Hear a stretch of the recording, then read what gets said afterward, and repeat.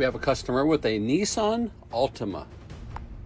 Let's generate a universal key with the Autel. Okay, we're gonna find our year and make. We got the Nissan Altima right there. And we are going to generate a universal key. Let's drop this guy in here and let's generate the key. Well, it tells me the battery is low in the remote. Let's check it. Well, this could be why. That looks a little better. Let's try it again. Generate the universal key. Now we're looking better. She's thinking. Now we're generating the key. Sorry for that funky little logo in there.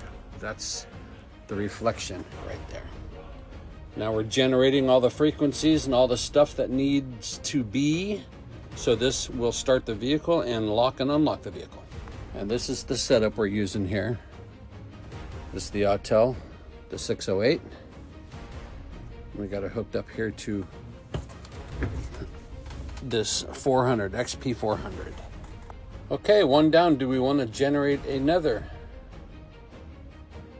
Do we want to continue generating? We want to complete that one. Number 2, generate. Okay, we put a new battery in the other one. We are programming. Generating. Okay, we got 2 of them programmed. Let's go to the vehicle. As always, 608 time. All right, let's do an auto selection. Open and close the driver door once. Let me do that. We might have to keep the door shut. Turn on the hazards. Hit OK. Now it's scanning. Okay, let's do a hot function. Smart key learning. Go ahead and hit start.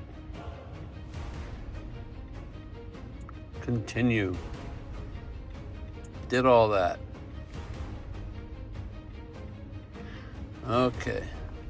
So I don't know how I'm going to do this with 2 hands here, or 1 hand. Okay, you couldn't hear it, but it just beeped. It's telling me to push this once with the new remote.